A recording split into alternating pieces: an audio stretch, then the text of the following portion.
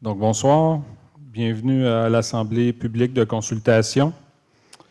Donc, au point 1, on a l'ouverture de l'Assemblée publique de consultation.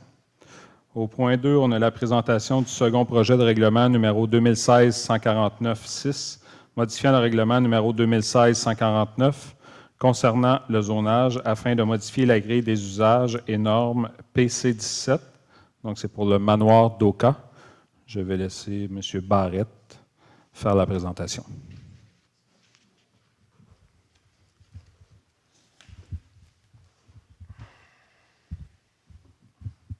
Bonsoir à vous tous. Donc, le projet de règlement donne suite à une demande de changement de zonage que nous avons reçue de la part des propriétaires du manoir d'Oka. Dans le fond, ils ont déposé un projet d'agrandissement du manoir d'Oka pour ajouter environ une trentaine de chambres. Cet agrandissement-là va se faire vers le bas de la pente de la propriété. Et cela pour incidence d'occasionner un bâtiment qui aurait 3 étages de haut. Le départ serait à 2 étages, mais en bas de la pente, le bâtiment aurait 3 étages de haut. Le projet consiste aussi à ajouter une dizaine de cases de stationnement. Donc, la demande se veut de modifier le zonage pour autoriser un bâtiment de 3 étages. Et ça porte uniquement sur ce point-là. Merci, M. Barrette. Donc, au point 3, on a une période de questions. Juste vous lever, venez au micro, vous nommer, puis dire de quel district. Louise Sasseville, 14 rue Champlain. Je suis le voisin immédiat de la résidence, sont dans ma cour. Parfait, bonsoir. Je ne veux pas prendre beaucoup de votre temps, mais je veux résumer la situation. Il y a une trentaine d'années, je suis venue m'installer à la campagne. Je venais de Montréal. Il y avait une petite résidence pour personnes âgées familiales derrière chez moi. C'était charmant. Je me suis dit, j'aurais pas de problème avec eux. Et on n'a pas eu de problème. Pendant la crise, ils ont manqué d'eau. Ils se sont branchés chez moi. Ça allait bien. Il y a quelques années, ils ont voulu agrandir. Et là, c'était des bang, bang, bang. Ma maison tremblait du matin au soir pendant 2 mois. J'ai appelé à l'hôtel de ville pour me plaindre et le bruit a arrêté. Je ne sais pas si c'était une pépine ou quoi, là, mais bon. Puis après, c'était la vie après l'agrandissement. C'est les camions de livraison, bip, bip, bip, qui reculent, les ambulances avec les gyrophares. Et mon voisin immédiat, lui, il a le stationnement face à chez lui.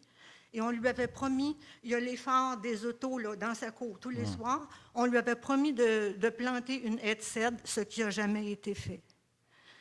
Ce printemps, ils ont recommencé à faire du bruit. C'était une génératrice et un camion dont le moteur tournait tout le temps. Je ne sais pas ce qu'ils ont fait exactement, peut-être qu'ils se préparaient à agrandir. Enfin, j'ai appelé pour savoir quand est-ce que ça arrêterait, puis ça faisait 2 mois, je pense que ça durait. On m'a dit d'ici la fin de la semaine, puis ça a duré encore 2-3 semaines après ça. Et là, j'ai dit, en passant, monsieur, quand vous faites des parties avec de la musique et des haut-parleurs, pourriez-vous avertir le voisinage? Moi, je travaille chez moi, puis ces jours-là, je ne peux pas travailler. Si je le savais d'avance, je prendrais moins de travail, mais ça m'empêche de travailler.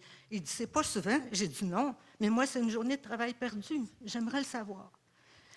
Alors, pour toutes ces raisons-là, moi, je pense... Ah oui, puis il m'a dit, je vais y penser, mais justement, en fin de semaine, ils ont fait un party, puis ils n'avaient averti personne. Fait qu'on a enduré ça. Pour toutes ces raisons-là, moi, je pense que c'est un mauvais citoyen corporatif, puis c'est le pire voisin que j'ai jamais eu. Puis s'il faut qu'ils agrandissent, ils ont tout le terrain pour agrandir. Je ne vois pas pourquoi ils feraient un 3e étage avec vue imprenable sur toutes les cours de la rue Champlain. Vraiment, c'est exagéré, là. Ils ont de la place pour faire 10 bâtiments. Ils ont tout l'équivalent de la rue Champlain en terrain. Pourquoi ils feraient un 3e étage? Mais ce n'est pas, de ce que j'ai compris, ils ne montent pas d'un étage. C'est qu'ils agrandissent vers l'avant, dans la côte. Donc, l'étage, le 3e étage va être dans le bas, mais le bâtiment ne sera pas plus haut qu'il est là présentement. OK. Puis le stationnement, l'agrandissement du stationnement va être où? As-tu la précision, Charlie? Actuellement, il y a un stationnement là, qui longe les propriétés. Qui donne chez M. Dagenet à côté de chez moi. Oui, il y a les phares des autos. Ouais, Puis les employés, quand ils viennent stationner, là, ils ne verrouillent pas leurs autos à la main. C'est bip, bip, bip, bip, bip, bip, jour et nuit, là, qui barrent leur auto comme ça. Puis ça va être un deuxième stationnement qui va être fait, qui va être dans le même design que celui qui est actuellement là. Ce qui est proposé actuellement, c'est pas final, là. Donc, oui, les véhicules vont se stationner, encore une fois, vers les propriétés. OK. Alors, moi, je m'y oppose. On a entendu vos inquiétudes. Oui. Puis, ce qu'on va faire, c'est qu'on va sensibiliser le propriétaire à vos inquiétudes. Comme je vous dis, c'est un mauvais citoyen corporatif. Il n'écoute jamais rien. Il promet des choses. Il ne les fait pas. Il a promis une headset. Il a promis d'y penser, d'avertir les gens quand il fait des parties. Il ne fait rien de tout ça. Fait que, moi, je me méfie de ces projets. Bien, parfait. On a pris vos inquiétudes en note, puis on va sensibiliser les propriétaires. Merci. Ça fait plaisir. Donc, au point, s'il y a d'autres questions, allez-y. Question. Remarque, commentaire. Juste Carole vous nommer. Leduc, Oui, 10 rue Champlain, la voisine de madame. J'en ai parlé avec M. Barrette au téléphone. C'était mentionné dans la vie publique les bâtiments. Je pense qu'il faudrait vraiment corriger ça pour avoir le bâtiment parce qu'on ne voudrait certainement pas se retrouver avec plusieurs bâtiments à l'arrière de nos maisons. Ça serait vraiment quelque chose d'avoir des bâtiments de 3 étages à l'arrière. Je comprends le caractère économique de la situation, sauf que je me dis, doubler, ça a déjà été doublé il y a 8-10 ans, je ne sais pas exactement. Là, on parle de doubler encore. Il reste quand même qu'une entreprise comme celle-là, je m'interroge sur la pertinence de toujours doubler, de toujours agrandir. Des grands centres, moi-même, je suis bénévole dans un CHSLD de 100 lits et plus. Je n'irais pas habiter là. Il n'y a rien de mieux qu'une petite entreprise, une petite maison pour les personnes âgées. Alors, je m'interroge vraiment là-dessus, parce qu'il y a quand même une perte de contrôle. Puis actuellement, avoir du personnel compétent, c'est pas facile. Il y a des problèmes très, très sérieux dans ce domaine-là. Fait qu'être propriétaire, j'y songerais aussi par rapport à ça, la rentabilité. On perd souvent le contrôle de toute une situation. Le caractère humain aussi qui est apprécié. Ces gens-là ont une bonne réputation, en tout cas quant à moi, je pense. Si on perd le caractère humain, que ça devient trop gros, c'est difficile pour les gens qui sont là et c'est difficile pour tout le monde. Il y a un point de non-retour. La réputation peut changer rapidement aussi pour ces gens-là. C'est des arguments que je leur dirais s'ils étaient là. Je ne sais pas s'il y a quelqu'un qui est là. S'il le faut agrandir, moi, j'aurais été tentée à penser un étage de plus plutôt qu'un bâtiment qui augmente l'air au sol. Parce que l'air au sol, on agrandit. Je comprends que la CMM force les municipalités, les MRC, à densifier les constructions. Mais moi, je suis là depuis 32 ans, puis ce que j'ai choisi, c'était la tranquillité, la paix, et plus ça va, plus on a du bruit. Que ce soit au parc, que ce soit la 344, circulation de camions, poussière, on en a du bruit. C'est d'une tristesse. Quant à moi, j'aimais beaucoup ma place, mais je commence à moins l'aimer avec les années. Fait que c'est un choix de population. Quel choix la population ferait, je ne sais pas. C'est à voir.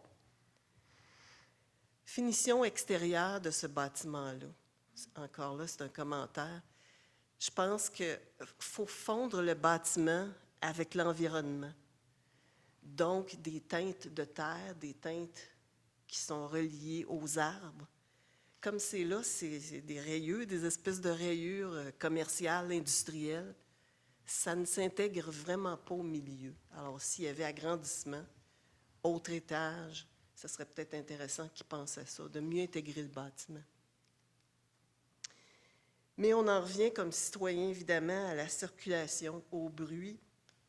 J'ai eu quelqu'un qui est venu coucher chez moi pendant un certain temps, à l'arrière de la maison.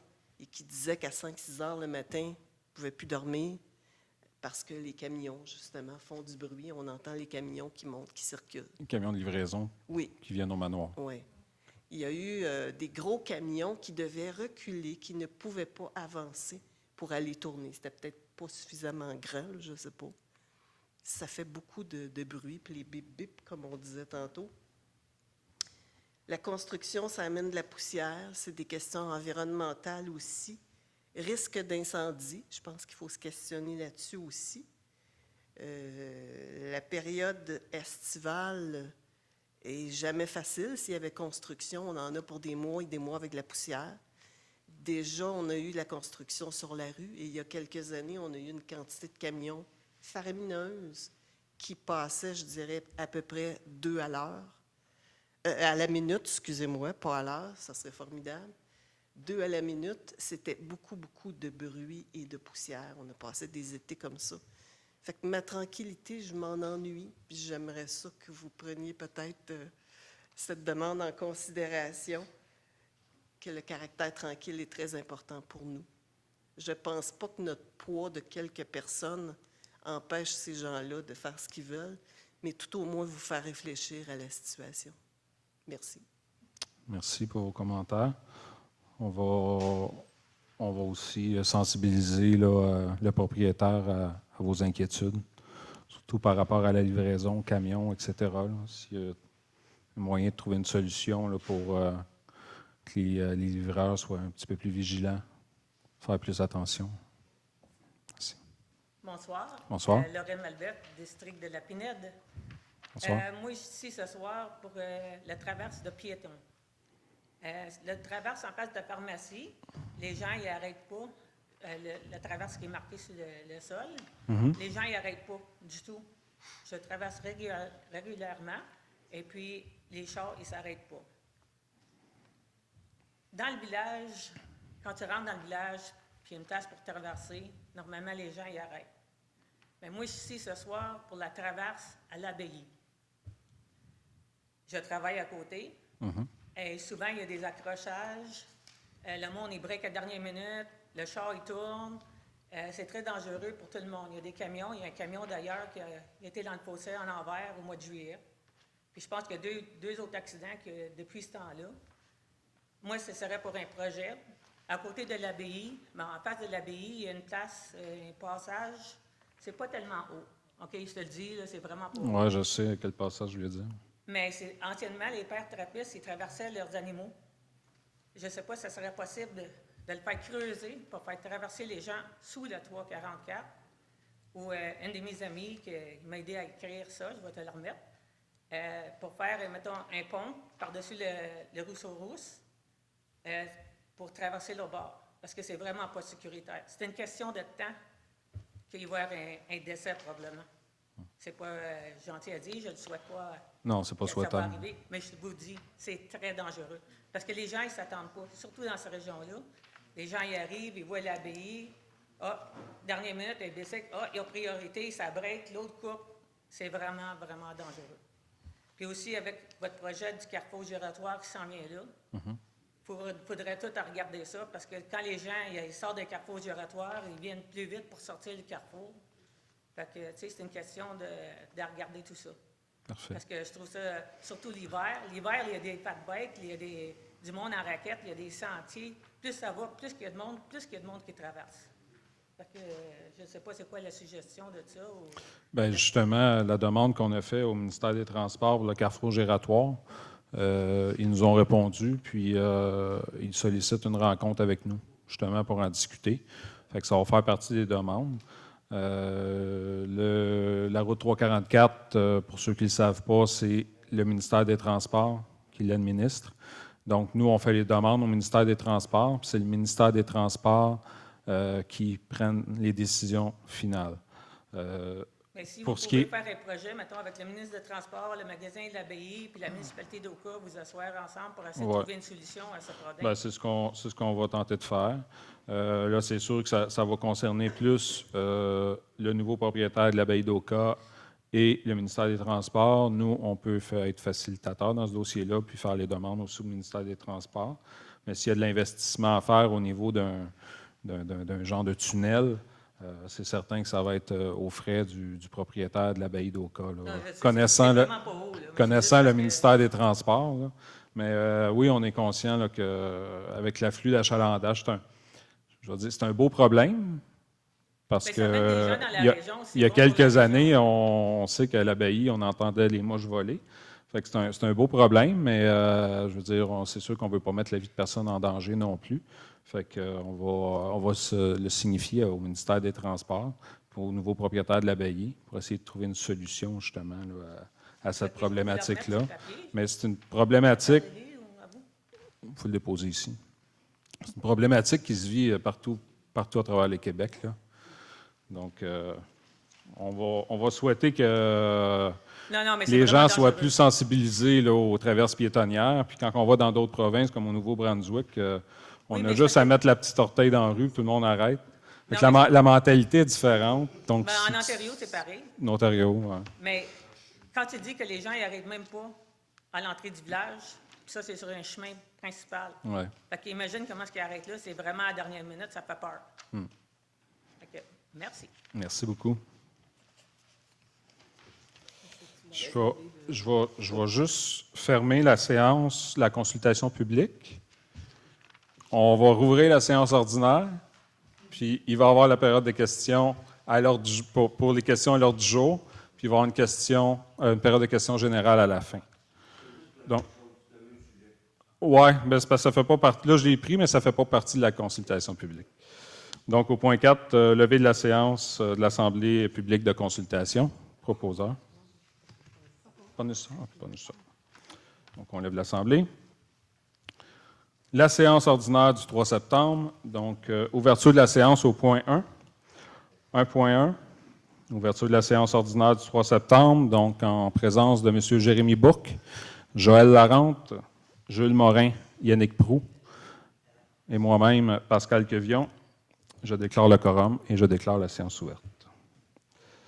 1.2, point d'information générale du maire Pascal Quevion.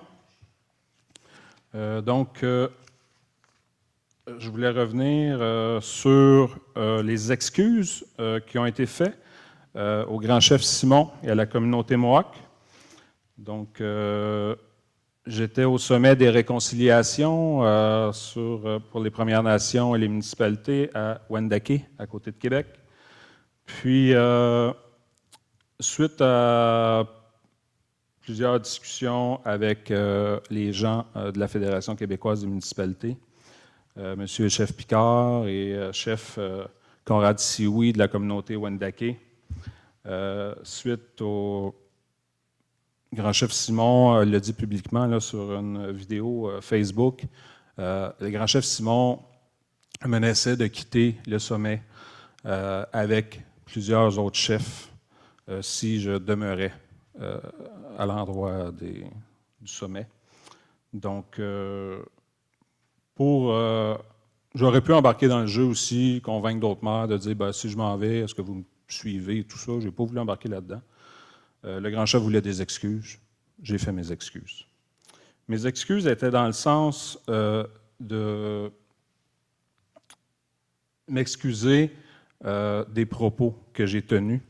Ça a été perçu comme si c'était l'ensemble de la communauté Mohawk qui était visée, ce qui n'est pas le cas. Ce n'est pas l'ensemble de la communauté Mohawk qui était visée. Pour ce qui est de l'enclavement, le risque de perte de valeur, ce n'est pas en lien non plus avec la communauté Mohawk ni Kanessetake. Si Kanessetake nous enclave ou les Mohawks, la problématique n'est pas là. C'est si on est enclavé par les cabanes de cigarettes et les cabanes à cannabis que là, nos valeurs de résidence risquent de chuter. Donc, je voulais préciser ça. Donc, les excuses étaient en lien avec ça pour préciser ces deux points-là. Puis on le sait, malgré le moratoire que le Conseil Mohawk a émis en 2009 pour empêcher la nouvelle construction de cabanes de cigarettes, ça continue à se construire sans autorisation du Conseil Mohawk. Donc, de là nos inquiétudes si le Conseil Mohawk acquiert les terrains à l'entrée du village d'Oka, que ça puisse se faire aussi à l'entrée du village sans demander l'approbation du Conseil Mohawk. Puis, on continue les demandes qu'on a faites par résolution le mois dernier. S'achemine, ça a été acheminé au ministère, au gouvernement provincial, fédéral et au Conseil Mohawk. Donc, on est toujours en attente de leur part. Puis, on continue le dossier, on ne baisse pas les bras, les demandes restent les mêmes. Puis, on va travailler ensemble avec moi et le grand chef, parce qu'en bout de ligne, nos demandes sont pas mal similaires. Le grand chef demande un corps de police depuis 2011. Puis nous, avant de parler de développement économique avec la communauté Mohawk de Kanessetake, c'est sûr qu'une des conditions, c'est que l'ordre revienne à Kanessetake. Donc, pour avoir de l'ordre à Kanessetake, ça prend aussi un corps de police. Donc, on va supporter le grand chef dans sa demande. Puis, par la suite, mais ça va nous faire plaisir, on a des touristes qui viennent à notre kiosque touristique, des touristes français qui veulent voir des tipis, bien, on va en construire des tipis, s'il faut. Donc, mais pour ça, il faut commencer par le début. Puis, la première étape, c'est de ramener l'ordre à Kanessetake, puis on va les supporter dans leur démarche.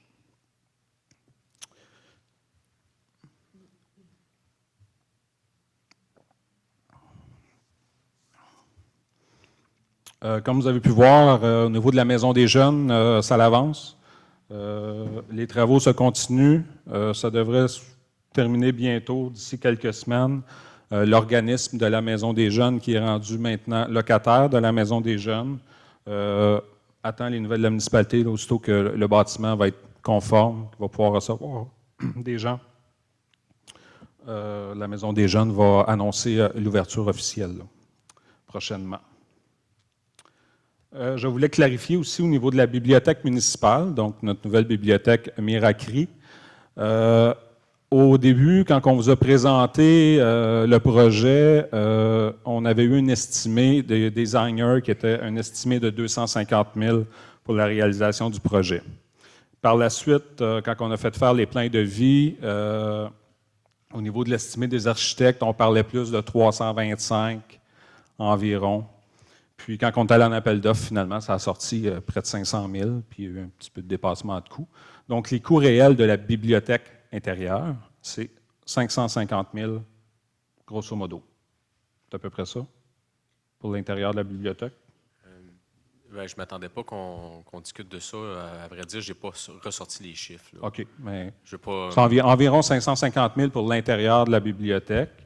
Puis c'est sûr que avec l'extérieur de la bibliothèque, là on parle de près d'1 million, mais bibliothèque ou non, il fallait refaire l'extérieur. Donc, le coût de la bibliothèque est d'environ 550 000 $.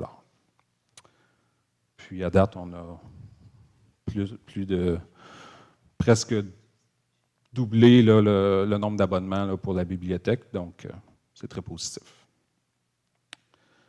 Au niveau de la salle des loisirs, comme vous savez, on est allé aussi en appel d'offres pour les plans de vie. On a les architectes qui sont venus faire quelques échantillonnages dans nos murs pour découvrir certaines lacunes. C'est quoi exactement qu'on a découvert? Dans le fond, on s'est rendu compte que le bâtiment il est fait en pièces de bois, pièce sur pièce, et qu'à la base, sur une bonne partie de la périphérie, là, il y a eu les fourmis charpentières qui ont attaqué le bâtiment. Donc, pour pouvoir faire la restauration du bâtiment, là, ça complique un peu la tâche. Donc, il était suggéré par les professionnels de ne pas investir dans un bâtiment qui est à grand risque d'imprévu. Et plutôt repartir sur de nouvelles bases. Fait qu'on va regarder, on va en discuter au conseil municipal, voir. De l'autre côté, on avait une demande de subvention qui avait été envoyée. Cette demande-là était pour être refusée pour la rénovation de la salle des loisirs, mais il accepterait de nous subventionner 60 % de nouvelle construction. Donc, c'est ce qu'on est en train de regarder. Essayer de regarder aussi pour peut-être le relocaliser. C'est tout ça qu'on va regarder, là, donc on va vous revenir avec ça là, probablement là, d'ici la prochaine séance du Conseil. Donc, c'était les points d'information du maire. Au point 2, adoption de l'ordre du jour, on va rajouter un point dans autre sujet, qui est une résolution de remerciement à la Fédération québécoise des municipalités pour leur accompagnement depuis quelques mois dans le dossier des revendications territoriales. Donc, au point 2, adoption de l'ordre du jour. Proposeur. Propose. Monsieur Bouc propose.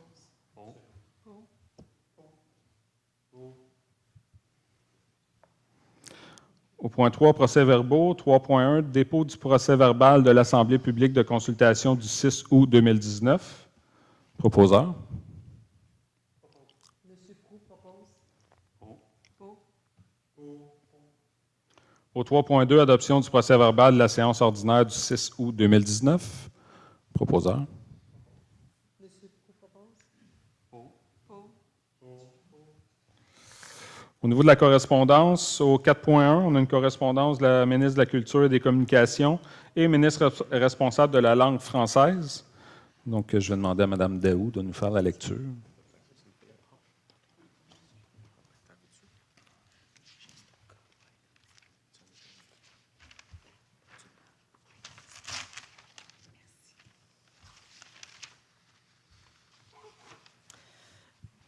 Bonsoir. Alors, la lettre est adressée à M. Pascal Quevion, maire. Monsieur le maire, je vous fais part de mon intention de classer, en vertu de la loi sur le patrimoine culturel, le site patrimonial de l'abbaye Notre-Dame du Lac à Oka, ainsi que 2 immeubles situés à l'intérieur du site. Vous trouverez ci-joint copie de l'avis d'intention que j'ai signé à cet effet. Conformément aux dispositions de la loi sur le patrimoine culturel, je prendrai l'avis du Conseil du patrimoine culturel du Québec sur ce projet de classement. Toute personne intéressée peut d'ailleurs, dans les 60 jours de la transmission de cet avis d'intention, faire des représentations auprès du Conseil. Je pourrais signer un avis de classement pour ce site patrimonial à l'expiration d'un délai de 90 jours après la transmission de cet avis d'intention, mais au plus tard 1 an après cette transmission ou 2 ans s'il y a prorogation de l'avis d'intention.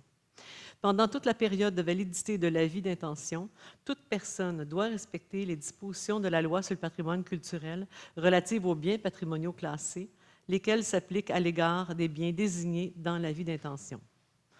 Si vous désirez obtenir plus d'informations, voilà. Alors, je vous prie d'agréer, Monsieur le maire, mes salutations distinguées, la ministre Nathalie Roy. Et l'avis s'adresse au secrétaire trésorier. Donc, Madame la secrétaire trésorière, je vous transmets l'avis d'intention de classement du site patrimonial de l'abbaye Notre-Dame du Lac à Oka, ainsi que 2 immeubles situés à l'intérieur du site. Cet avis a été signé par la ministre de la Culture, des Communications et ministre responsable de la langue française, Madame Nathalie Roy, et vous est transmis conformément à l'article 30 de la loi sur le patrimoine culturel. C'est signé la registraire suppléante du patrimoine culturel, Madame Marie-Ève Bonenfant. Merci, Mme Daou. Ça inclut toute la partie extérieure de l'abbaye d'Oka et les bâtiments là, concernés. Ça inclut aussi l'ESO, l'école secondaire d'Oka, mais seulement la partie extérieure. La seule partie intérieure est à l'abbaye, c'est la chapelle. Donc, la chapelle va être classée au niveau du patrimoine. Tout le reste, c'est seulement l'extérieur. Au 4.2, ministère des Transports, donc une lettre informant à la municipalité d'Oka qu'une rencontre aura lieu prochainement pour présenter les conclusions de son analyse suivant l'étude de circulation réalisée dans le cadre d'une demande pour l'aménagement d'un carrefour giratoire à l'intersection de la route 344 et du rang Sainte-Sophie.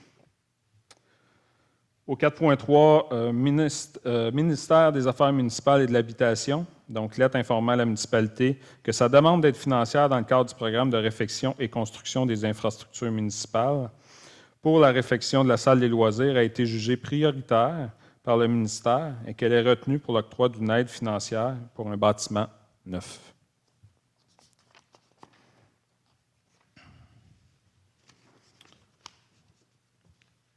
Donc, au point 5, période de questions relatives à l'ordre du jour.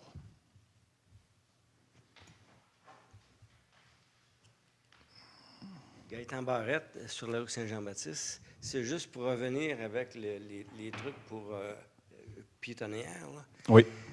Ça fait 27 ans que je suis sur la route. OK. Principalement à travers le Canada. Oui. Et il y a à peu près uniquement au Québec où les gens ne respectent pas ça. Partout ailleurs, comme vous dites, là, la minute qu'ils mettent un orteil, là, tout le monde arrête.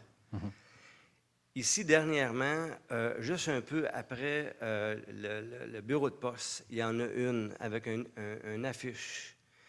J'avais les 2 pieds sur la rue, à peu près à 2-3 pieds du trottoir, et les gens me passaient carrément dans le visage jusqu'à temps que je me tanne, puis que j'arrive plus près, puis je fasse un gros signe comme ça en voulant dire « Hey, le cave, si t'es pas capable de voir la pancarte, reste donc chez vous. » Puis finalement, le monde a arrêté, mais en voulant dire, c'est qui cet épais-là là, qui arrête la circulation.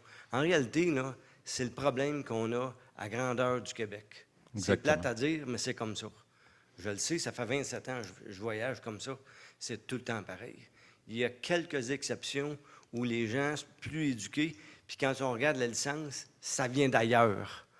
Alors, c'est vraiment bizarre, là, mais ça vient de Nouvelle-Écosse, du Nouveau-Brunswick, les États-Unis ou l'Ontario. Et même plus loin. Les gens savent qu'il faut s'arrêter, mais pas au Québec. Je ne sais pas pourquoi, mais c'est plate de même. Alors, c'est juste ça que je voulais mentionner. Merci. La loi a été changée dernièrement. Je pense que c'est l'an dernier ou il y a 2 ans. Okay.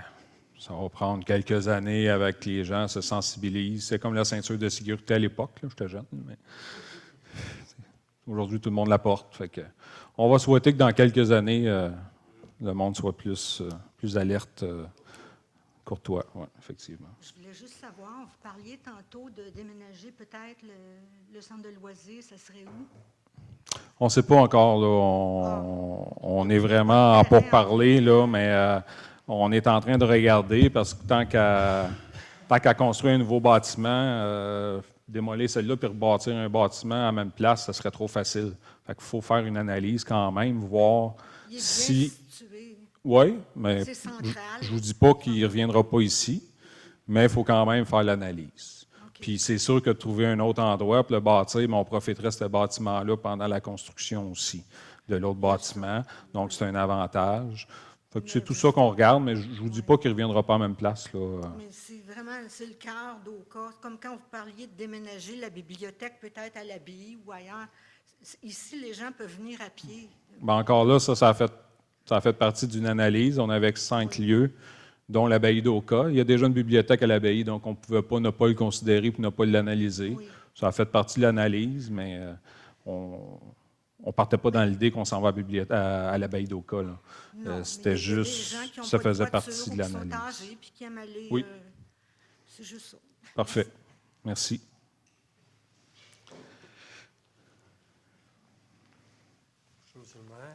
Question sur la correspondance au niveau du classement de l'abbaye. Oui. Et dans la lettre que vous avez lue, on ne parlait pas nécessairement de l'école. Et là, vous avez mentionné que l'école faisait partie aussi de ce classement-là. Donc, la première question, c'est de savoir, est-ce qu'on vous a dit quel type de classement? Je m'explique, si vous avez un classement de groupe A, comme l'église ici qu'on a, oui. Tout ce qui est investi à l'intérieur d'un classement groupe A, 70% des rénovations, des modifications, des agrandissements sont payés par le gouvernement. Mm-hmm. Donc, c'est important de savoir exactement où est-ce qu'on se situe. Si on est de classe C, comme l'église à Saint-Benoît, tu n'as rien. Tu fais des rénovations, puis tu n'as rien. Donc, je ne sais pas si dans la lettre, on mentionnait le type de classement. C'est pas mentionné. Non, c'est ça, mais c'est vraiment l'intention de classement de biens patrimoniaux. Je ne sais pas si c'est le même type de classement, la même procédure au niveau des églises. Je sais que l'Église ici, ils font aussi affaire avec le Conseil du patrimoine religieux du Québec. Oui, c'est la même chose. La ministre le mentionne dans la correspondance au maire qu'elle va aussi les consulter. Dans la désignation, parce que l'avis comporte aussi une désignation technique de l'immeuble comme tel, du périmètre qui va être classé. 500 mètres. C'est ça. Donc, c'est ça. Puis ça inclut, parce que dans le fond, ils viennent chercher l'Institut agricole d'Oka. Alors, c'est pas mentionné l'école secondaire d'Oka, mais dans la vie, c'est qu'ils mentionnent. Moi, j'ai téléphoné aussi à la direction du ministère pour bien confirmer, et l'école secondaire d'Oka est bien dedans, étant donné que c'est l'ancien Institut agricole d'Oka. Fait que, Oui. c'est ça. C'est qu'on a... Ce qui est intéressant pour la commission scolaire, c'est seulement l'enveloppe qui est patrimoniale et l'intérieur, ils vont pouvoir la réaménager pour peut-être la moderniser ou l'adapter au nouveau programme scolaire qui évolue tout le temps dans le temps. Fait que c'est peut-être un indice qui m'a intéressé. Donc, mais pour l'instant, on ne sait pas si c'est A ou quelque chose. Non, c'est ça, c'est pas mentionné dans la... Mais je pourrais prendre l'information. OK, Puis, c'est parfait. OK, Merci. Merci beaucoup. Donc, on va continuer au point 6, administration finance. Donc, au 6.1, les comptes payés et à payer. Donc, les factures à payer au 3 septembre 2019 au montant de 389 477,5. Les factures payées au 3 septembre 2019 au montant de 525 684,46. Et les salaires nets du 7 août 2019 et du 21 août 2019 personnel et conseil au montant de 125 033,45, soit approuvé par ce conseil. Donc, j'ai besoin d'un proposeur. Propose. M. Bourque propose. Au 6.2, dépôt du troisième rapport provisoire sur les inondations du printemps 2019 en vertu de l'article 937 du Code municipal. Donc, considérant qu'un premier rapport provisoire sur les inondations a été déposé à la séance ordinaire du 4 juin 2019, considérant qu'un second rapport provisoire sur les inondations a été déposé à la séance ordinaire du 2 juillet 2019, que ce Conseil accepte pour dépôt le troisième rapport provisoire sur les inondations 2019, daté du 28 août 2019, préparé par la directrice des Finances, Mme Annie Chardola, et le directeur des services techniques, M. Christian Leduc, le tout conformément aux dispositions de l'article 937 du Code municipal. Proposeur. Mme Larente propose. Au 6.3, on a un paiement de la contribution exceptionnelle à Tricentris au montant de 30 386,40 plus les taxes.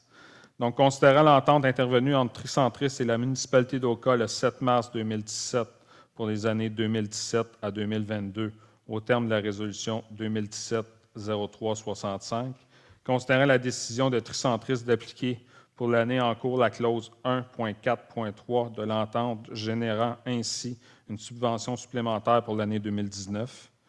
Donc, ce Conseil autorise le versement de la contribution exceptionnelle à Tricentris au montant de 30 386,40 plus les taxes applicables, conformément à la clause 1.4.3 de l'entente en vigueur. Et ce sont tous les villes qui font affaire avec Tricentris qui sont obligés de payer cette clause exceptionnelle. Donc, j'ai besoin d'un proposeur. Propose. M. Bourque propose.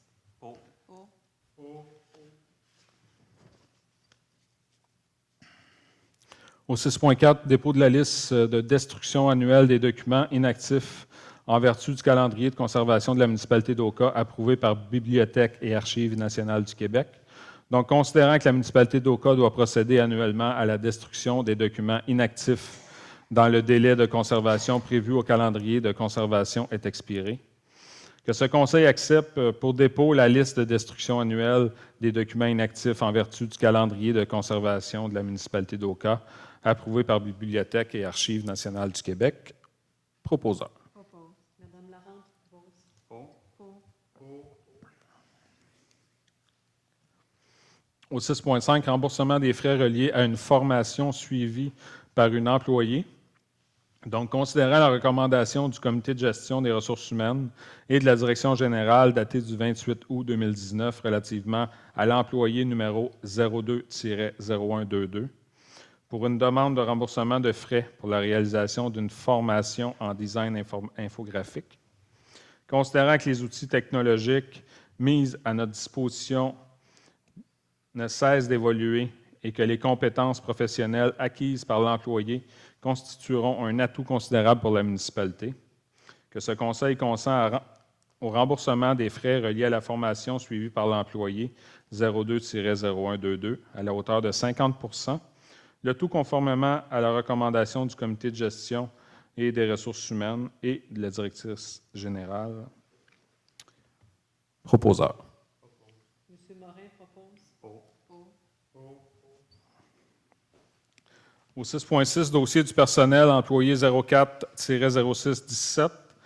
Donc, considérant la recommandation de la directrice générale en date du 28 août 2019, que ce conseil reconnaît que l'employé n'a pas bénéficié de l'augmentation de salaire de 2 pour l'année 2019, telle qu'adoptée au terme de la résolution 2019-01-20, que le conseil autorise l'ajustement salarial pour l'employé portant le numéro 04-0617, que ces ajustements soient rétroactifs à la date d'embauche du dit employé, soit le 28 janvier 2019.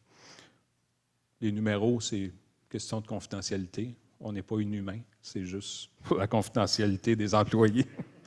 Donc, j'ai besoin d'un proposeur. M. Proux propose.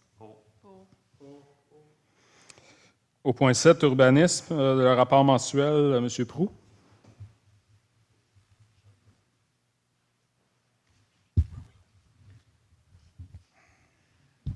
Bonsoir à tous. Donc, pour le mois d'août, 26 permis de délivrer pour une valeur d'investissement totalisant 636 626 $, 4 logements de créés, 0 logement de supprimé, 4 avis d'infraction de transmis, 0 constat d'infraction de transmis. Toutes les requêtes ont été traitées. Merci, M. Proux.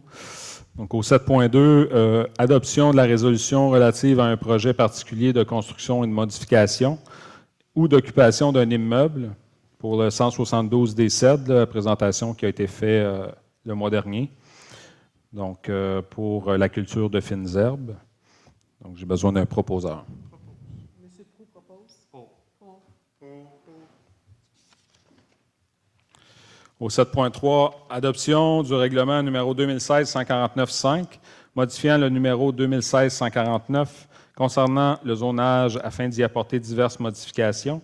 Donc, définition de remblais, largeur des abris d'auto, ajout de services de toilettage pour animaux sans pension, logement accessoire, modification de la grille des usages et normes de la zone CE7.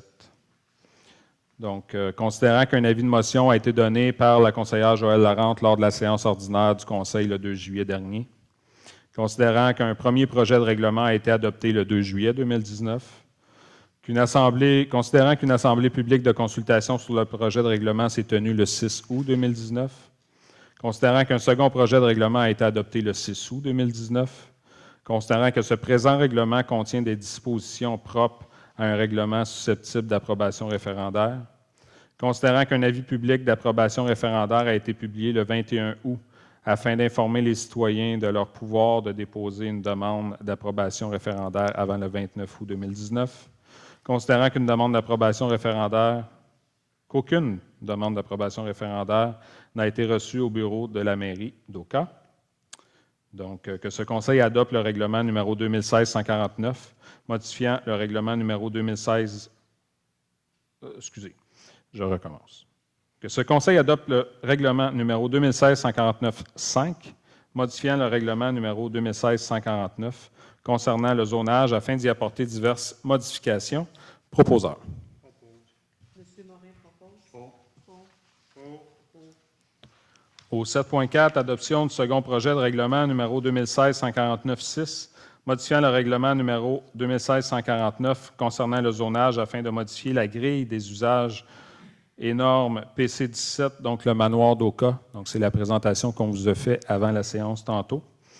Donc, ce Conseil adopte le second projet de règlement numéro 2016-149-6, modifiant le règlement numéro 2016-149 concernant le zonage afin de modifier la grille des usages et normes PC17.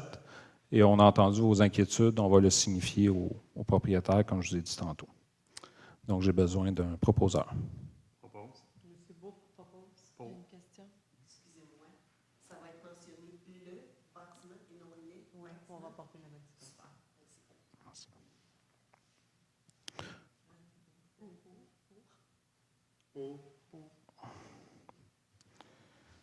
Au 7.5, avis de motion pour l'adoption du règlement numéro 2016-151-2, modifiant le règlement numéro 2016-151 concernant la construction, afin de modifier certaines normes relatives aux fondations situées en plaine inondable. M. Proulx. M. Proulx donne l'avis de motion.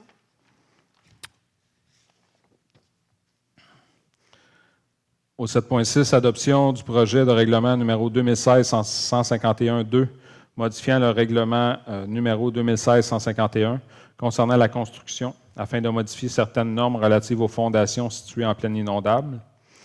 Donc, ce Conseil adopte le projet de règlement numéro 2016-151-2, modifiant le règlement numéro 2016-151 concernant la construction afin de modifier certaines normes relatives aux fondations situées en plaine inondable.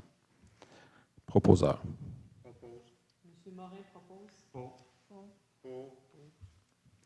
Au 7.7, demande d'approbation d'un plan d'implantation et d'intégration architecturale pour le 333 rue Giroir, agrandissement du bâtiment principal. Donc, considérant qu'une demande d'approbation d'un plan d'implantation et d'intégration architecturale a été déposée au service de l'urbanisme le 16 août 2019 pour l'agrandissement du bâtiment principal, considérant que la demande de PIA a été présentée au comité consultatif d'urbanisme lors de la réunion régulière tenue le 19 août 2019, considérant que la demande de PIA est conforme au règlement numéro 2016-149 concernant le zonage numéro 2016-150 concernant le lotissement et numéro 2016-151 concernant la construction, considérant que la demande de PIA répond à la majorité des critères d'évaluation du règlement numéro 2011-98 relatif au plan d'implantation et d'intégration architecturale, que ce Conseil accepte les plans d'implantation et d'intégration architecturale présentés par le requérant du 333 rue Giroir pour l'agrandissement du bâtiment principal, que ce Conseil propose que la porte d'homme du garage soit déplacée sur la façade gauche du garage et que l'arbre situé en cour avant soit conservé. Proposeur. Propose. M. Proulx propose. Pour. 7.8, une demande d'approbation d'un plan d'implantation et d'intégration architecturale pour le 226 rue des Anges, rénovation extérieure du bâtiment principal. Donc, considérant qu'une demande d'approbation d'un plan d'implantation et d'intégration architecturale a été déposée au service de l'urbanisme le 16 août dernier, considérant que la demande de PIA a été présentée au CCU lors de la réunion du 19 août, considérant que la demande de PIA est conforme au règlement 2016-149, 2016-150 et 2016-151, considérant que la demande de PIA répond à la majorité des critères d'évaluation du règlement numéro 2011-98 relatif au plan d'implantation d'intégration architecturale. Donc, ce Conseil accepte les plans d'implantation et d'intégration architecturale présentés par le requérant du 226 des Anges pour la rénovation extérieure du bâtiment. Proposeur. M. Morin propose. Au 7.9, octroi d'un contrat à l'entreprise Excavation Denis Dagenet Incorporée pour l'aménagement du terrain et du stationnement de la Maison des Jeunes d'Oka au montant de 6 880 plus taxes. Donc, que ce Conseil octroie un contrat à l'entreprise Excavation Denis Dagenet pour l'aménagement du terrain et du stationnement de la Maison des Jeunes d'Oka au montant de 6 880 plus les taxes applicables. Donc, il va y avoir du gazon d'installer près de la maison. Puis, pour le stationnement, ça va être de l'asphalte recyclé. Proposeur. M. Proulx propose. Au 7.10, nomination d'un membre au sein du comité de pilotage relatif au dossier de la politique familiale municipale.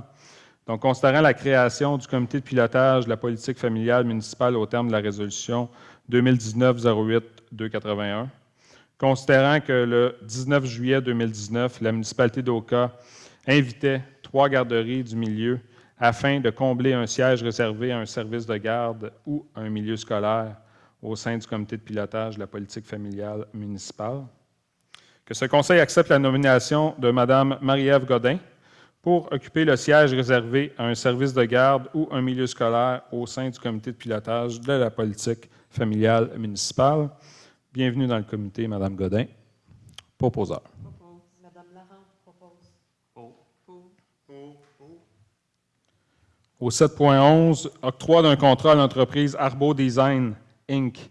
pour l'exécution de travaux d'élagage d'arbres sur le rang L'Annonciation et dans les secteurs d'Oka-sur-la-Montagne et des Arpents Verts pour un montant maximal de 10 000 plus les taxes applicables.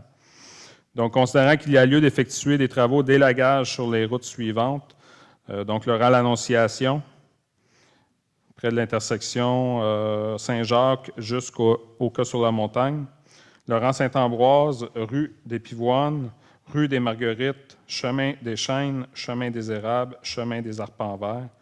Donc, considérant que ces travaux permettront de dégager le réseau routier, ce conseil octroie un contrat à l'entreprise Arbo Design pour l'exécution des travaux d'élagage d'arbres sur le rang de l'Annonciation et dans les secteurs Oka-sur-la-Montagne et des Arpents Verts pour un montant maximal de 10 000 plus taxes.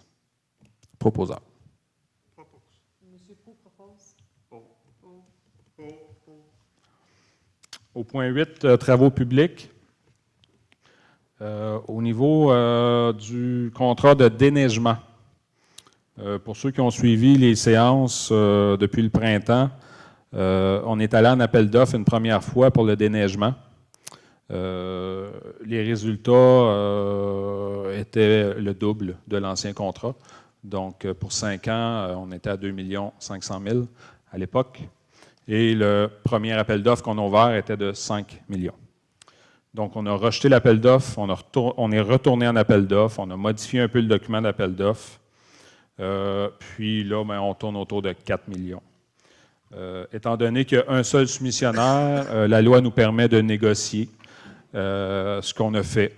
Donc, on a négocié avec Desjardins Excavation. Et Desjardins Excavation nous a enlevé 120 000? 150 000. Sur tout le contrat, sur 4 millions, dans le fond, pour 3 ans.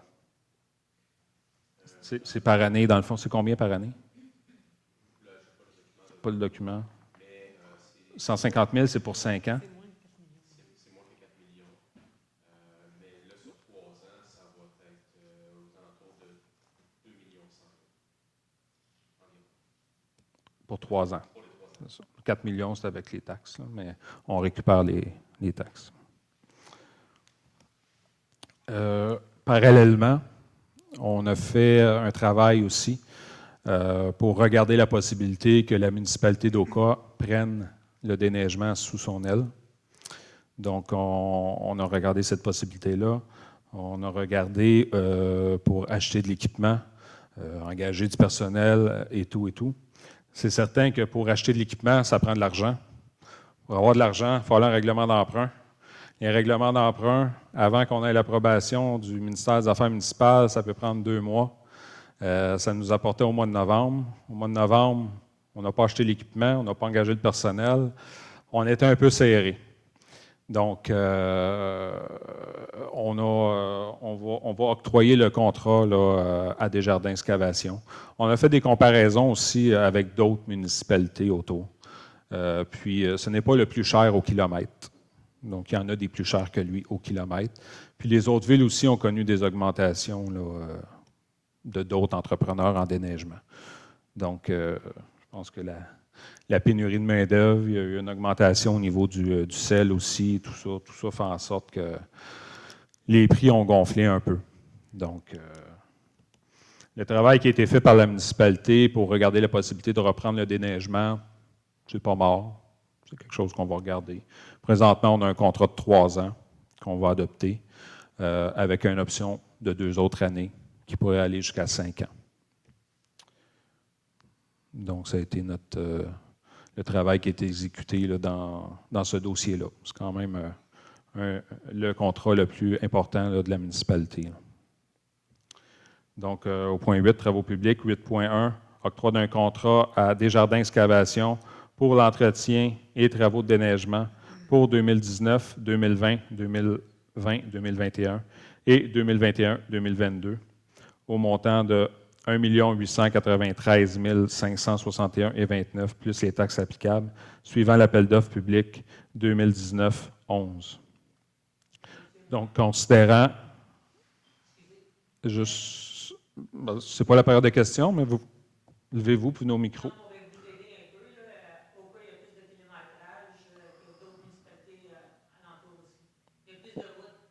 Oui, on sait très bien.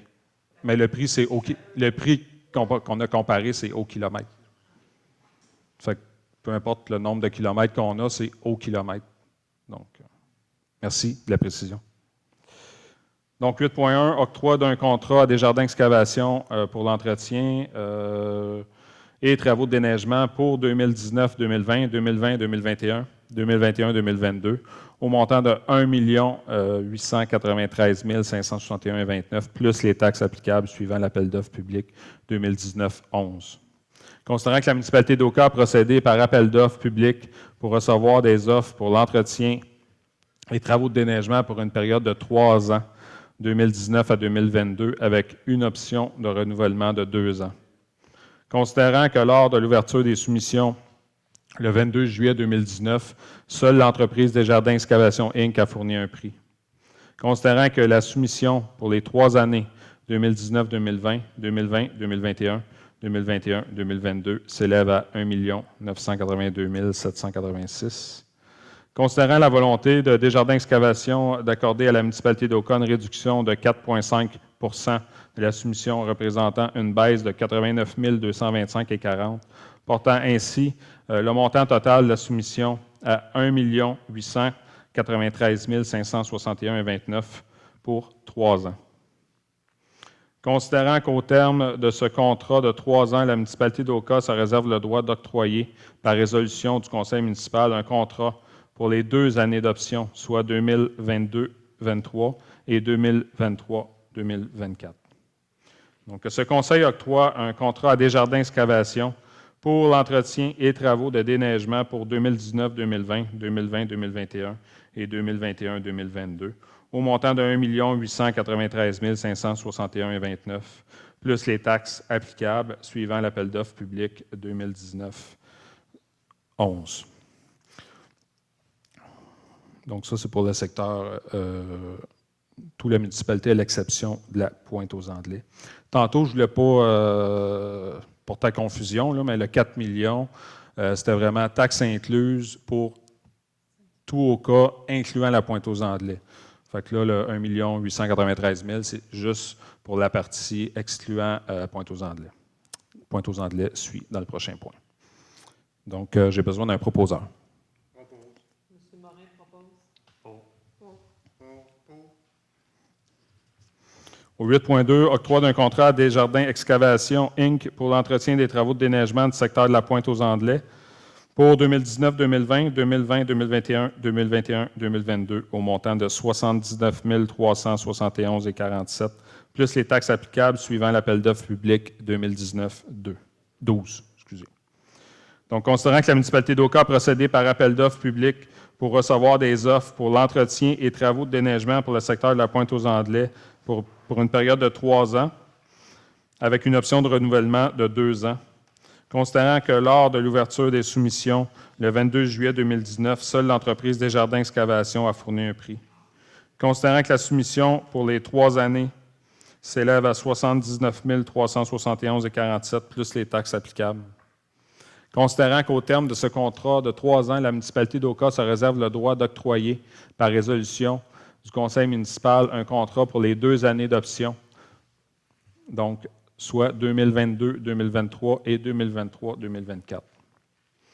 Que ce conseil octroie un contrat à Desjardins Excavation pour le déneigement du secteur de la Pointe-aux-Anglais au montant de 79 371 plus les taxes applicables, suivant l'appel d'offres public 2019-12. Proposeur. Propose. M. Proulx propose. Pour. Au point 9, hygiène du milieu. 9.1, attribution d'un mandat à la firme BHP Expert Conseil, SEC, pour la confection des plans de vie pour le remplacement d'une conduite d'égout pluvial sur la rue des Pins, au montant de 58 894,50, plus les taxes, suivant l'appel d'offres public 2019-08. Donc, considérant l'appel d'offres public 2019-8 pour la fourniture de services professionnels afin de réaliser les plans de vie et surveillance relatifs au projet de remplacement d'une conduite d'égout pluvial sur la rue des Pins, entre la rue Lefebvre et l'École des Pins. Considérant que conformément au règlement numéro 2014-119, intitulé « Règlement déléguant la compétence de former les comités pour l'analyse des soumissions reçues dans le cadre d'un appel d'offres avec le système de pondération », un comité de sélection a été formé afin d'évaluer les soumissions reçues. Considérant que le comité de sélection a procédé à l'évaluation des soumissions le 23 août 2019. Donc, considérant que les 4 soumissions reçues sont conformes au document d'appel d'offres public 2019-08. Considérant que les 4 soumissions ont obtenu le pointage intérimaire de 70 % et plus. Considérant que les soumissions reçues ont été soumises à la formule de pointage établie au document d'appel d'offres public 2019-08, afin de classer les soumissionnaires comme suit. Donc, BHP Expert Conseil SEC, pointage de 20,68. GBI Expert Conseil Inc. 18,58. FL Expert Conseil 14,64. Parallèle 54 Expert Conseil 9,67. Donc, considérant la recommandation du comité de sélection d'attribuer le mandat aux soumissionnaires ayant obtenu le plus bas pointage au final, soit la firme BPH Expert Conseil Inc., dont la soumission s'élève à 58 894,50 plus les taxes applicables. Que ce conseil attribue le mandat à la firme BPH Expert Conseil pour la fourniture des services professionnels afin de réaliser les plans de vie et surveillance relatifs au projet de remplacement d'une conduite d'égout pluvial sur la rue des Pins, entre la rue Lefebvre et l'École des Pins, au montant de 58 894,50 plus les taxes applicables suivant l'appel d'offres public 2019-08. Donc, suite à ces documents d'appel d'offres, on va aller en appel d'offres pour la réalisation des travaux là, qui seront effectués l'an prochain. Donc, j'ai besoin d'un proposeur. Madame Larente propose. Au 9.2, embauche de M. Daniel Rousseau au poste de chef de service de l'hygiène du milieu. Donc, ce conseil accepte l'embauche de Daniel Rousseau au poste de chef de service de l'hygiène du milieu, poste permanent temps plein, et ce, à compter du 23 septembre 2019, le tout conformément aux conditions énumérées dans la rémunération de recommandation du directeur des services techniques datée du 3 septembre 2019. Donc, bienvenue dans l'équipe, M. Rousseau. Proposeur. Madame Larente propose.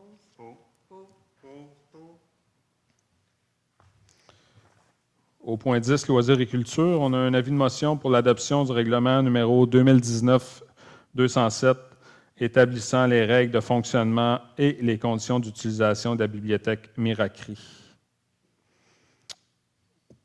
Qui donne l'avis de motion? M. Morin donne l'avis de motion. Au 10.2, présentation du projet de règlement numéro 2019-207 établissant les règles de fonctionnement et les conditions d'utilisation de la bibliothèque Miracri. M. Morin.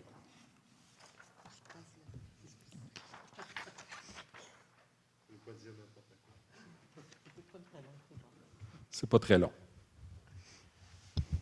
C'est le règlement 219-207 établissant les règles de fonctionnement et les conditions d'utilisation de la bibliothèque Miracri. Le présent règlement vise à établir les règles de fonctionnement et les conditions d'utilisation des différents services offerts par la bibliothèque Miracri. Merci, M. Morin.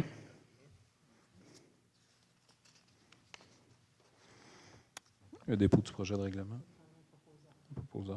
Donc, on a le dépôt du projet de règlement numéro 2019-207 établissant les règles de fonctionnement et les conditions d'utilisation de la bibliothèque Miracri. Donc, que ce conseil accepte le dépôt du projet de règlement 2019-207 établissant les règles de fonctionnement et les conditions d'utilisation de la bibliothèque. Proposeur.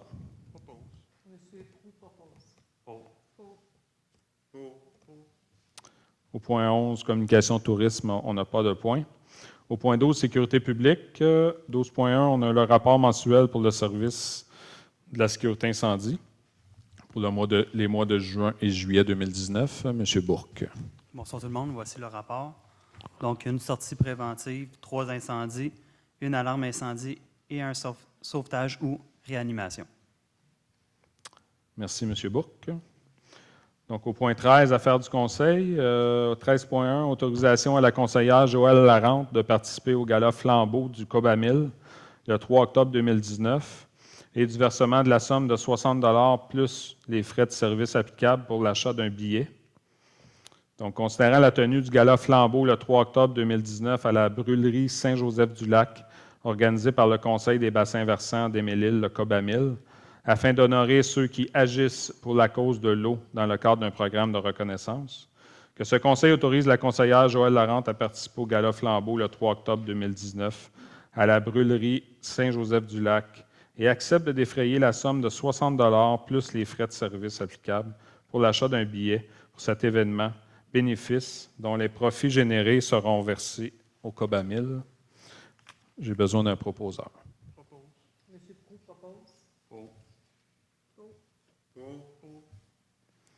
Donc, dans autre sujet, on a une résolution de remerciement qui est adressée à la FQM, tout particulièrement à son président, M. Jacques Demers, à M. Sylvain Lepage, le directeur général, et à M. Pierre Châteauvert et son équipe de communication pour leur appui dans les derniers mois dans le dossier des revendications territoriales. Donc, ce n'est pas terminé, mais on tenait à les remercier quand même là, de leur dévouement là, dans ce dossier-là. Puis, ils vont continuer à nous épauler là, tant aussi longtemps que le dossier ne sera pas réglé.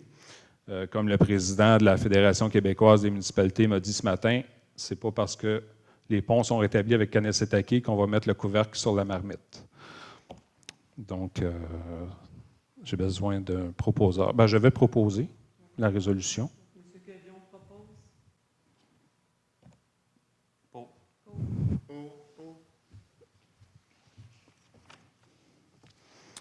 Donc, au point 15, on a la période de questions générales.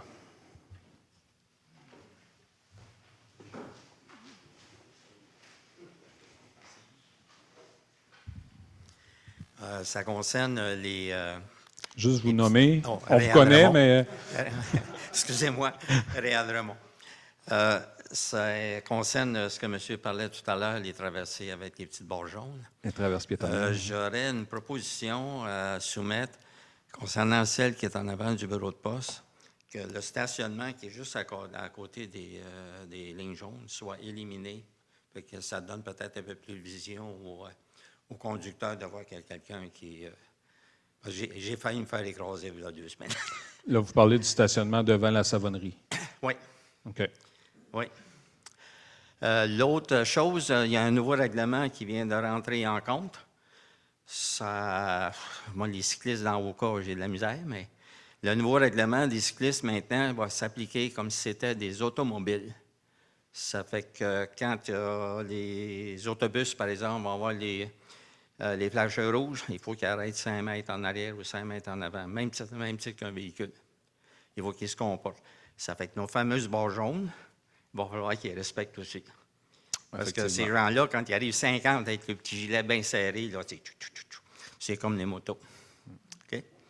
C'est tout ce que j'avais à dire. Excellent. On va sensibiliser la Sûreté du Québec. Là, on va sensibiliser la Sûreté du Québec là, pour qu'il y ait de la surveillance là, justement dans sur nos traverses piétonnières là, sur la route 344. Bonsoir. Bonsoir, M. le maire. Gaëtan Asselin, résident d'Oka. Première chose, je tenais un peu à je ne sais pas si on peut féliciter, mais en tout cas, j'honore votre intelligence émotionnelle, d'avoir bien sûr donné des excuses. C'est toujours plus facile, comme on dit, d'avoir un pont que des barricades pour pouvoir négocier. Alors, merci. Félicitations à vous et à toute l'équipe, évidemment, qui travaille le dossier. On parlait tantôt du coût de la bibliothèque Miracri. Eh bien, je vais quand même vous donner un petit écho. J'ai reçu cet été des francophiles de New York, une famille qui, par journée de pluie, a été passé un après-midi complet à la bibliothèque Miracri et ils en sont revenus esbahis. Donc, la beauté, j'en ai entendu parler toute la soirée de la beauté de la bibliothèque d'Oka, qu'eux, à New York, ils n'ont pas ça, et patati et patata. Donc, quelquefois, ça vaut la peine d'investir quelques sous pour mettre un peu de beauté dans notre environnement. Alors, vous pourrez dire à tous ceux qui ont contribué à ça qu'effectivement, il y a des gens qui viennent de l'extérieur pour nous dire jusqu'à quel point on est beau. Dernière chose, on parlait bien sûr des traverses piétonnières. Je me posais toujours la question, comment ça se fait qu'on a enlevé les 2 petites barres près de l'école des Pins? Bien, c'est parce que là, on va avoir du replanage qui va être fait par le ministère des Transports. Ah, OK. Donc, c'est une bonne nouvelle. Oui. À partir du manoir d'Oka jusqu'à l'épicerie métro, puis à partir de l'Annonciation jusqu'à un petit peu passer la rue Saint-Dominique aussi. Donc, c'est pour ça qu'on a enlevé certaines balises flexibles là, pour qu'ils puissent effectuer les travaux. Donc, aussitôt que les travaux d'asphaltage vont être faits, mais là, les travaux publics, ils vont, on va voir à quelle période qu'on est rendu parce que habituellement, on les enlève. Là, Okay. On va voir. Probablement qu'on va les réinstaller, là, au moins mettre les goujons et tout. Là. Il y en a quand même pas beaucoup qu'on a enlevé, donc c'est pour cette raison qui ont été enlevés. Je me posais cette question en me disant, mon Dieu, est-ce que quelqu'un les a frappés trop... Il s'est plaint que... Pour éviter un piéton. Non, c'est pour... puis, je vais vous demander, c'est sûr, d'être patient parce que c'est certain que quand les travaux vont être effectués, là, le trafic, ça va occasionner certains retards et tout. Donc, je vais vous demander d'être vigilant et patient. Je terminerai avec un petit mot d'esprit, simplement, parce que je vois à Urbanisme, à 7.2, culture de fines herbes. J'imagine bien que c'est des fines herbes qui ne sont pas comme le pays d'en haut. Faire de la nourriture. Voilà. Merci. Wow. Elles sont comestibles.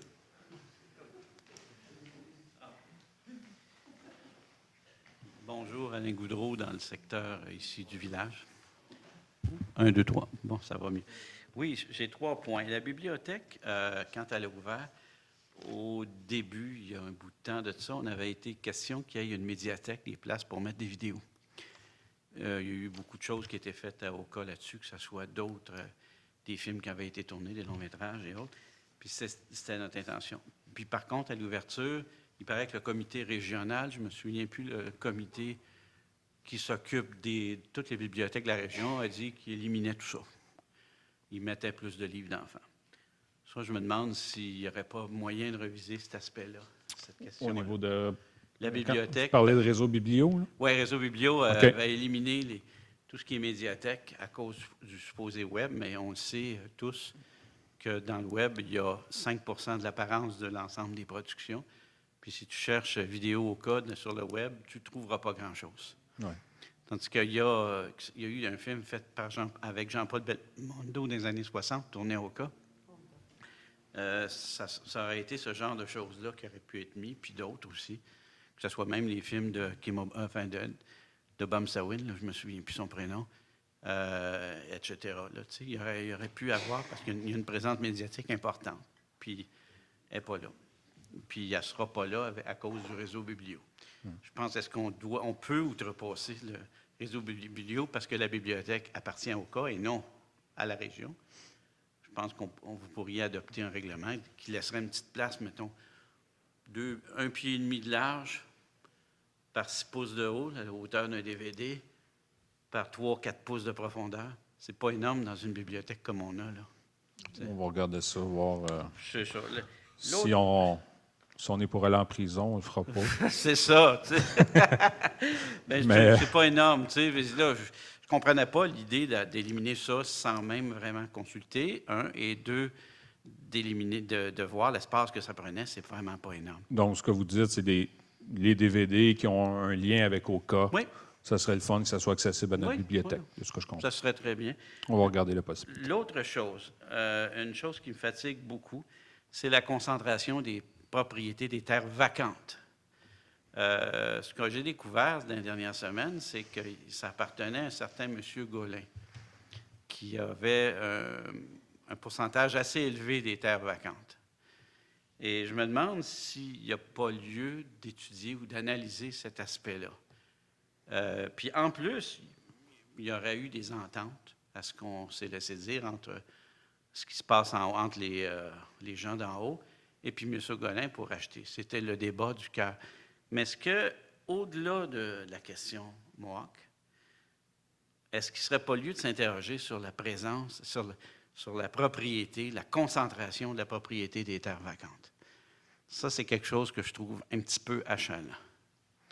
C'est quand on sait qu'un gros pourcentage de terres vacantes appartiennent à un individu, puis que dans le fond, il y a un droit de regard, même s'il y a des règlements, même s'il y a une loi, on le sait très bien qu'au-delà de ça, des individus mal intentionnés peuvent contourner cette loi-là, puis ces règlements municipaux-là, puis etc., etc. On l'a vu à des grosses organisations comme Laval et Montréal. Ici, je pense qu'on a une intégrité du conseil, ce que je vois, parce qu'à cause de la proximité.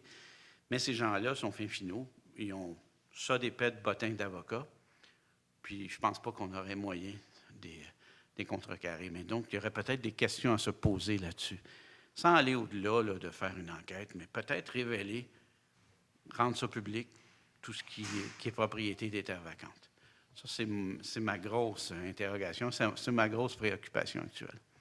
Parce que ça peut faire balancer beaucoup de choses. En tout cas, c'est mon opinion. Merci pour votre commentaire. Gaëtan Barrette, à nouveau. J'ai eu juste un flash. À plusieurs endroits au Québec, ce que le gouvernement de Transport Québec a fait des écriteaux, en fait, lumineux pour la traverse des piétons, ainsi qu'à certains endroits pour les cyclistes. Ce ne serait peut-être pas une mauvaise idée de proposer ça. Je vais vous répondre. Oui. Yannick, est-ce que tu veux répondre? Non, j'ai On est allé à Laval, au ministère des Transports, il y a 2 ans, justement pour la problématique des traverses piétonnières. On n'avait toujours pas notre traverse piétonnière à l'Abbaye. Moi, je l'avais demandé en 2016, quand j'étais président de la Corporation de l'Abbaye d'Oka. Puis, c'est les ingénieurs du ministère des Transports ont dit que ces lumières-là que vous dites, là, qu'on appuie sur un bouton, ça flash, c'est des projets pilotes. On envoie la chute à certains endroits. C'est encore en projet pilote. Puis, tant aussi longtemps que le ministère des Transports ne les autoriseront pas, on ne peut pas l'installer. Puis si on l'installe, s'il l'autorise, c'est à nos frais. Donc, écoutez, juste à travers la piétonnière de la rue Nadeau, là, on a mis un petit marteau avec un signe de dollar, là, puis on ne pouvait pas le mettre. Donc, j'ai dit aux travaux publics, on l'installe pareil. Là. Puis on se l'est fait enlever, juste pour vous dire. Là, parce que ça ne respecte pas les normes de signalisation du ministère des Transports. Puis, puis dans leur vision, ce qu'ils disent, c'est que plus qu'on met de panneaux de signalisation, pire que c'est. Parce qu'à un moment donné, l'automobiliste se perd dans les panneaux. Puis, fait qu'il faut que ça soit... Ouais, ils deviennent distraits. Puis, il faut que ça soit comme clair, précis. C'est pour ça que ces panneaux-là avaient été faits. Parce qu'il n'y en avait rien qu'un. Bien, ils sont en projet pilote. Ça ne pouvait pas être plus clair que ça. Là. Ils sont en projet pilote, puis ils ne veulent pas faire de projet pilote à Oka. Donc, tant aussi longtemps qu'ils ne l'autoriseront pas, on ne peut pas l'installer. On peut l'installer, mais ils vont nous les enlever.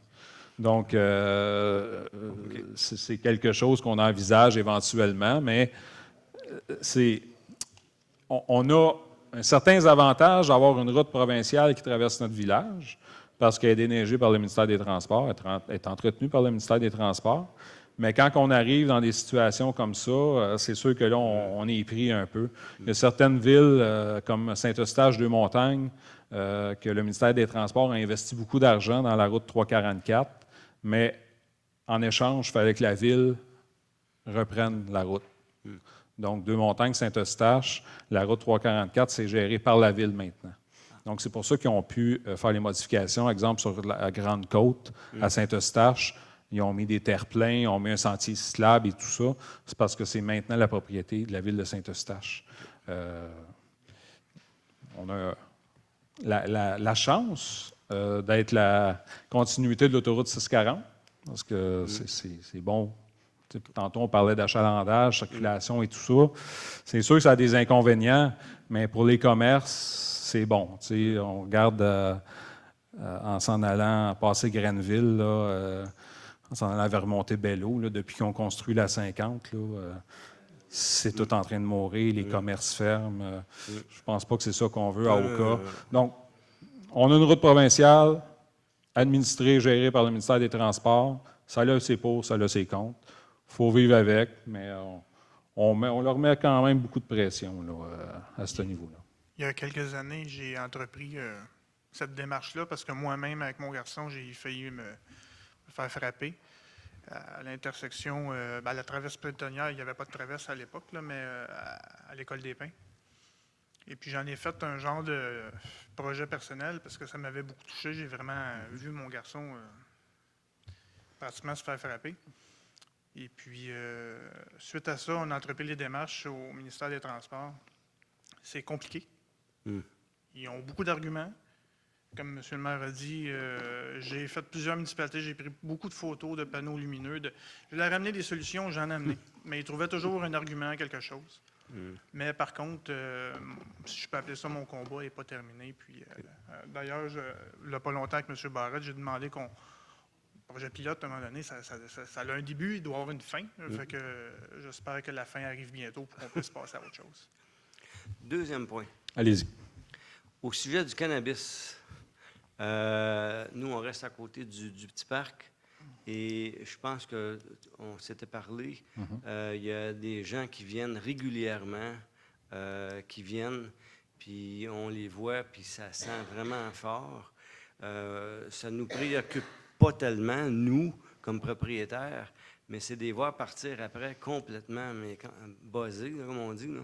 Puis prendre la voiture, ça n'a quasiment pas de bon sens.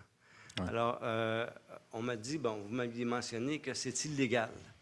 Est-ce que ça serait possible? Parce qu'à plusieurs reprises, c'était clair et net que ces gens-là ne venaient pas d'Oka. Ils venaient d'ailleurs. De mettre un écriteau ou une pancarte comme quoi que c'est défendu. Notre réglementation qui a été adoptée l'an dernier interdit le cannabis partout dans la municipalité. Les trottoirs, les routes, les parcs, tout endroit public, c'est interdit. Mais si les gens viennent d'ailleurs, ils ne connaissent pas le règlement municipal. Oui, c'est sûr que dans le parc, près de l'école, là, ou quand on arrive, là c'est à la vue de tout le monde. Mais le petit parc, il y a un muret, puis il y a comme une plage. Les gens s'installent là, alors sont quasiment à l'abri de puis il y a eu, suite à notre discussion, on s'est rendu compte que même la police, le soir, passe, puis avec les gros spotlights, mais ils ne le verront pas. Ils sont en arrière complètement du muret. Alors, ça serait juste quand même de mettre un écriteau, peut-être, à cet endroit-là. Peut-être que c'est unique pour ce parc-là, mais ce serait quand même bon de le mentionner comme quoi que c'est illégal selon les règlements, puis whatever. Oui, bien, on est en train de travailler justement sur refaire les panneaux là, justement dans les parcs, le quai municipal et tout ça. J'ai remarqué celui-là, il n'y en a pas. Là, je pense qu'il y a juste une interdiction de chien. C'est ça.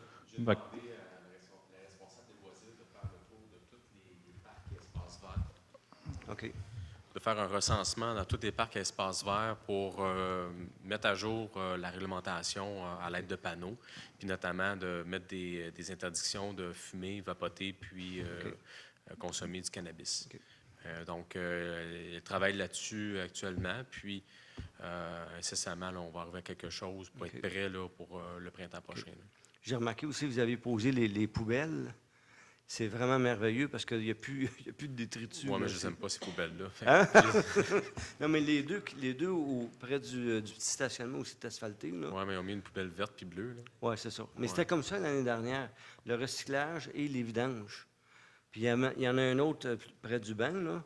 Excusez, je dois vous adresser à vous, je pense. Non, c'est correct. Le fait que la poubelle est là, Là, au moins, les gens ont la décence de... Un endroit pour Ouais, jeter de- leurs de- déchets. ce qui est Mais écoutez, moi, je vous recommande fortement, quand vous voyez des choses comme ça, communiquez avec la Sûreté du Québec. OK. Puis, dites-leur, là, on va l'appeler quoi, le parc Saint-François-Xavier, pour identifier le parc OK. à la Sûreté du Québec. Là, OK. Vous pouvez dire le parc au bout de la rue Saint-François-Xavier. C'est ça. Puis, tant aussi longtemps que les panneaux ne seront pas installés, ils vont quand même faire de la sensibilisation, même si notre règlement est adopté. Mais par contre, s'ils reprennent leur véhicule et ils conduisent après, ils ne sont pas supposés. Là. Ouais, c'est ça. Donc, C'est ça que je considère vraiment moi, je vous légitime. invite à communiquer là, au 479-1313 là, quand vous avez, quand vous voyez des cas comme ça. Puis, à un moment donné, ça va s'éliminer. Là. À un moment donné, ça doit être tout le temps les mêmes personnes, j'imagine. Là. Ben, tu sais, les gens viennent de l'extérieur, puis ils ont juste à monter en haut de la côte du golfe, puis ils ont le choix en masse de tout ce qu'ils peuvent acheter. Ah oui? Ben, puis là, ensuite, ça, ils viennent où ils peuvent quasiment se cacher, là. Puis c'est ça qui arrive. On a beaucoup, même au quai municipal, devant la mairie, là, on voit comme beaucoup de nouveaux mondes qu'on ne voyait pas avant. Là, C'est beau. Mais je vous invite à communiquer avec la Sûreté du Québec quand vous voyez des choses comme ça. Excellent. Merci. Merci. tout le monde. Bonsoir, Louise Sasseville. Concernant le déneigement, c'est juste une idée. Juste parler au micro. Ouais. Oui. Concernant le déneigement, juste une idée en l'air comme ça, Oui. mais je sais que ça se fait dans d'autres villes. C'est plus de travail, puis ça coûterait probablement plus cher. Mais quand les déneigeurs passent dans certaines villes, ils lèvent la pelle devant les entrées. Parce que ça arrive souvent qu'on est obligé de... On vient de finir de déneiger, puis ils nous font une belle bordure de glace. Je sais que ça se fait ailleurs. C'est beaucoup de travail, là, mais Non. ça se fait. Oui, c'est parce qu'ils vont en laisser sur la route aussi. S'ils lèvent l'aile, ça risque d'en laisser sur la route aussi. Là, C'est une idée comme ça. Mais oui. je sais que ça se fait. Ça serait le fun. Alors, pour revenir avec vos pancartes, les pancartes qui ont été installées sur le quai, puis ça, je pense en 2002, pour les chiens, puis tout, on est supposé les changer pour... Ah ouais, le doigt aux chiens maintenant? Bien là, on a, dans le fond, avec la politique du MADA, qui est la municipalité amie des aînés, on a eu beaucoup de commentaires de personnes d'un certain âge en lien avec ce qui se passait un peu autour de la mairie, du quai, près de l'église. Il y avait du flânage un peu, que les gens disaient qu'ils se sentaient insécures un peu. Fait qu'on a fait une résolution avec toutes les demandes de ces citoyens-là adressées à la Sûreté du Québec pour qu'ils appliquent la réglementation. Puis, ben là, ils ont pris la réglementation, puis ils se sont mis à l'appliquer à la lettre. Puis là, on s'est rendu compte que le règlement n'était peut-être pas à jour. Donc, il y avait une interdiction de pêche au sud du quai municipal, parce qu'à l'époque, en 2002, il y avait un bateau de croisière qui venait s'accoster. Donc, on a modifié le règlement pour permettre la pêche au bout du quai. Là, les chiens, c'était interdit dans tous les parcs. Il y a une grosse tendance présentement. On n'a pas de... Non, c'est parce que où ce que je veux en venir, c'est que dans son parc à Saint-François-Xavier, Oui. je suis allé pour aller avec mon chien l'autre jour, puis il y avait une pancarte, pas de chien. Oui, bien c'est ça. Je savais pas. Là, ça va être permis en laisse. OK. Mais comme j'ai dit à une dernière assemblée, à l'époque, j'imagine qu'il y a une raison dans les parcs, quand on veut se promener dans un parc, puis on ne veut pas regarder à terre pour comme si c'était un champ de mine. Donc, c'est sûr que si on se retrouve dans les parcs puis qu'il y a beaucoup d'excréments d'animaux qui ne sont pas ramassés, on va peut-être leur mettre interdit. Là. Donc, on demande aux gens d'être... Mais quand tu vas en Europe, quand tu arrives dans les parcs, Oui. ils ont des places pour des petits sacs que tu peux ramasser à côté d'une poubelle, puis c'est installé dans les parcs. Oui, ils ont ça dans le parc d'Oka aussi. Ouais. Fait que, tu sais, on allège un peu la réglementation. Non, parce que Mais il j'ai faut pas que les arrêté gens mon soient chien parce qu'il vigilants. avait peur d'étiquette. Il faut que les gens soient vigilants, puis on ne veut pas être obligé de remettre les chiens interdits dans les parcs parce qu'il y a du monde qui sont négligents. OK, merci. Merci. En réalité, là, la pancarte, là, elle porte à confusion, là, Parce que ce n'est pas une question de pas de chien, c'est les excréments. Si la personne ne ramasse pas son excrément, il y a une pénalité de 100 $. Ça, c'est à côté de chez vous. Oui, c'est Mais ça. les autres panneaux qu'on a, comme au quai municipal, c'est vraiment une tête de chien avec un rond OK, rouge. mais ça, c'est vraiment là, uniquement pour les excréments. Chez Saint-François-Xavier. Oui, exactement. OK. Les gens viennent. Oui, c'était comme le spot. Ouais, là. c'est ça. Là, il y avait de l'exagération. Oui. Puis le problème a été réglé. Fait que c'est bien, tant mieux. Excellent. Merci.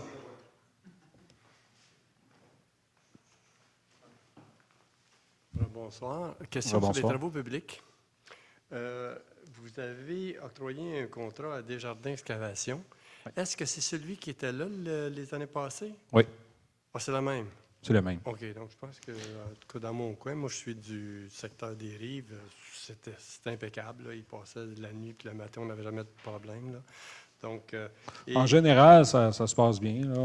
C'est certain que l'hiver passé, on y a goûté. Là, goûté. Oui, mais 2-3 fois là, qu'il y avait de la pluie.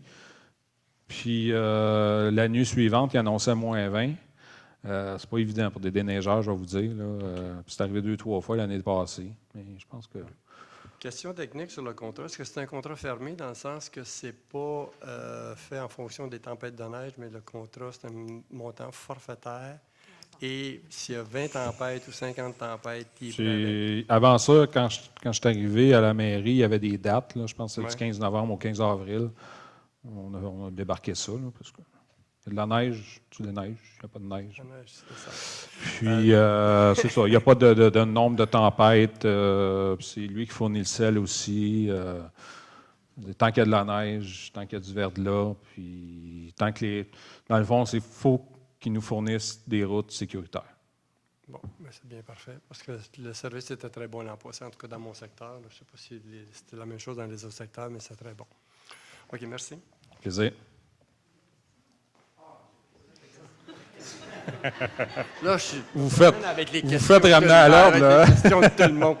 OK, non, c'est au sujet de votre proposition d'envisager d'offrir le service de déneigement par des employés de la municipalité. Oui. Et pourquoi que vous n'avez pas donné un contrat d'1 an seulement pour vous mettre le projet en bouche pour voir si c'était rentable ou faisable?